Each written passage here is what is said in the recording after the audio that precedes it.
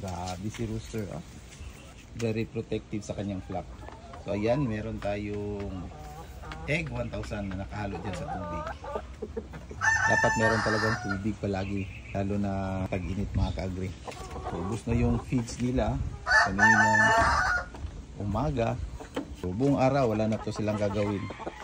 Kasi nakuha na nila yung percentage, yung timbang, yung grams na kinakailangan nila na ikukonsumo nila sa buong araw. Minsan, nagbibigay kami ng mga Madre de Agua. Ayan. So, mamayang alas 2, bibigyan natin ng mga Madre de Agua. Parang pang snacks na rin nila mga ka-agri. So, ito po yung katibayan mga ka-agri from March.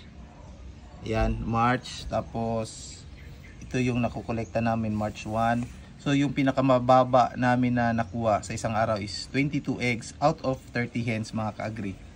Ayan. 24, 30, may perfect. Ito 30 perfect. Ayan, perfect din yan.